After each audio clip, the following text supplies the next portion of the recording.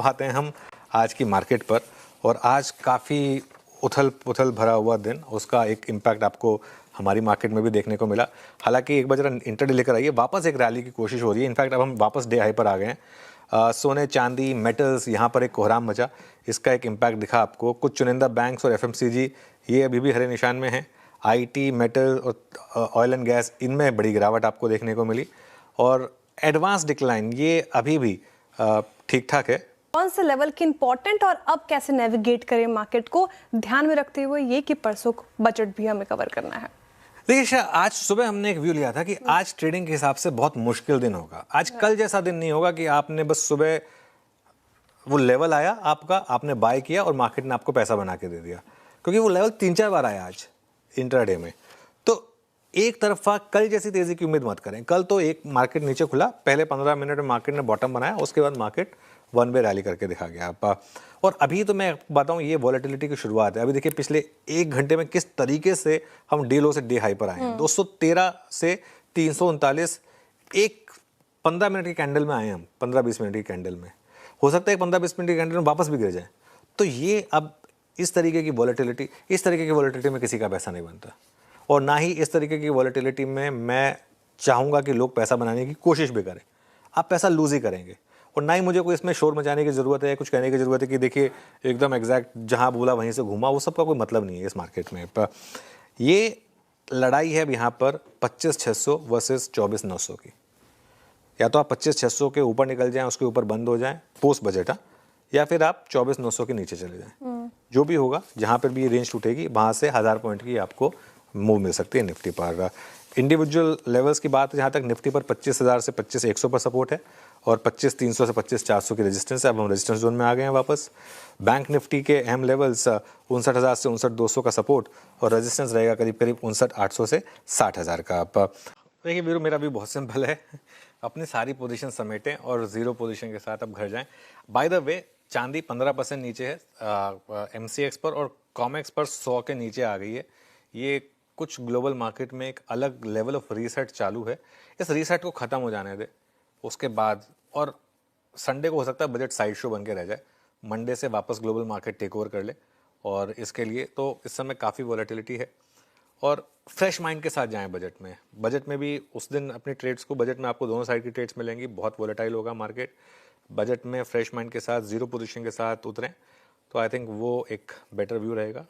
Sunday को हम एक फ्रेश व्यू बनाएंगे वैसे, और उसके बाद मैं फिर बार बार जो एक चीज़ कह रहा हूँ, मंडे आफ्टरनून आते आते थोड़ी सी मार्केट की पिक्चर क्लियर होगी, तब तक का थोड़ा सा वेट। देखिए, पिछले 2 से 3 सेशन जिस प्रकार से इंडियन मार्केट में तेज़ी देखने को मिली थी, मैंने आपको पहले ही बताया था कि आज का दिन थोड़ा सतर्क रहने वाला दिन है, क्योंकि जिस प्रकार के हालात इंडियन मार्केट के अभी बने हुए हैं, उसको देख के लग रहा है कि इंडियन मार्केट की तरफ से ज़्यादा कुछ देखने को तो आज नहीं मिलेगा, क्योंकि बजट से पहले का दिन है और परसों के दिन संडे है। 1 फरवरी संडे को ही बजट आएगा, और याद रखिए मार्केट उस दिन खुला भी रहेगा, क्योंकि बजट वाले दिन कुछ मार्केट खुला ही रहता है।